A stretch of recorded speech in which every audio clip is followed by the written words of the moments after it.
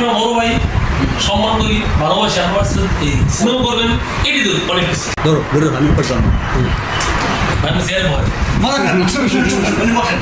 আমি আসছি এখানে আমার কাছে এই যে আমি এখানে আসছি আমার কাছে মনে হলো যে আমি দুবাইয়ের রাজপ্রাসাদে আসলাম।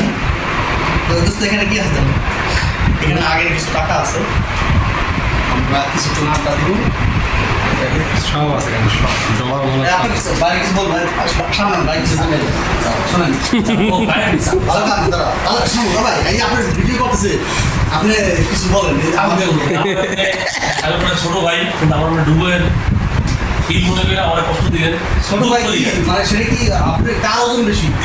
এখানে হলো ওজন দিয়ে ওজন তার ওজন বেশি সে করা মানুষ বিচার করতে হইলে ওজন এবং ওজনে কিছুই না, বয়সটা আপনার বড় ভাই সম্মান করি, ভালোবাসি, আমার এই স্নেহ করবেন, এটি তো অনেক কিছু। হ্যাঁ সেটাই গুড আর কিছুই নয়, মনে হয় চাকরি করতেছি। এবার মজা করে এবার ধরে রাখি যে দুজনের ফেসটা ভালো করতে হবে। আজকে আমরা একটু কথা বলবো যে ভাই আমাকে একটু আগে বললো যে খাবারের পর খাবারের মধ্যে যদি মারা যায় তাহলে কোনো আপত্তি নাই। সেইটা বলার কারণটা কি? মানে আপনি কি এটা বলার কারণ ভাই সামনে ফেসটা ভালো করতে মানুষ মাত্রই মানুষ, আপনার মতো আমার মতো খাবার কম খাইয়া 5 দিন বেশি বাঁচবো, এটি চাই। এই খাবার ঠিক মতো খাবো, ডিসিপ্লিন। আপনার ছোটো ভাই, আপনার বন্ধুর মধ্যে আমার এত এই করে লাভ নেই, এর অনেকদিন বাঁচবে ভাই। কাজের মধ্যে আপনার ছোটো ভাই বাঁচবে 99 বছর, 100 বছর, আমি বাঁচবো 50, 60 এর বেশি মনে হলো।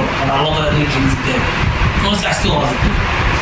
আমার এই মারা নিয়ে কোনো সেই নেই, বাঁচা হবে আমার খাইতে হইব, মানে মারাটা তো আল্লাহ সৃষ্টি করে রাখছে। সৃষ্টি করে মারতে হইবে, মানুষ মধ্যে বড় কিন্তু মরতেই হইব, খাইতেই হইব। এই ধারণাটা আপনি কি মানুষের কাছ থেকে শুনে তুলেছেন? না, আমার অত সমস্যা নেই।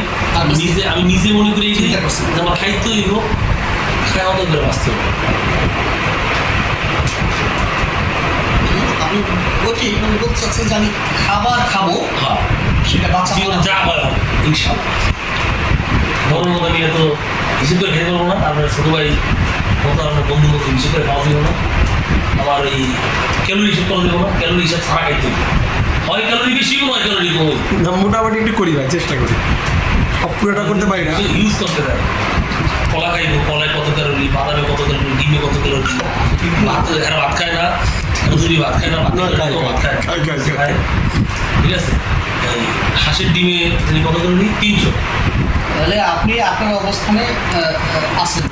খাবার যে খাবার খাবো মারা যায় যা ডিম ডিম এই কথাটাকে আপনি ডিম খাই দিব, বেশি তেল দিয়ে পাইছে কিন্তু সিদ্ধ খাওয়া যাবে না। না আপনি দেখছি মানে আমি বাঁচলাম তা আমি নিজেই তো আমাদের দিয়েছিলাম অদ্ভুতভাবে উনি তেল ডিম দিয়ে ভেজে খায়, এই অবস্থান থেকে উনি সরতে চাচ্ছেন। এই জিনিসটা আমরা আসলে আরও গভীরভাবে চিন্তা করতে চাই যে মানুষের এই ধারণাটা কেন আসে। তো ভাই যেটা বলবো যে বলার পর বলবো যে ইনশাল্লাহ এবং আল্লাহ যে কদিন হায়াত রাখছে আমাদের ফিক্স করা আছে, এখন খাই না খাই সেটা। কিন্তু এই কথাটাকে আপনি আমার কাছে বললেন, কিন্তু এই কথাটাকে আপনি সব জায়গাতে বলবেন, সব জায়গায়। যেমন ধরেন একটা ডাক্তার আপনার সামনে অবশ্যই। ডাক্তার এখানে বসে আছে, ডাক্তার বলবো যে আপনার ভিতরে যে ইয়েটা ওখানে এইগুলো জমা হচ্ছে, তেল জমা হচ্ছে, আপনাকে এইভাবে চলতে হবে।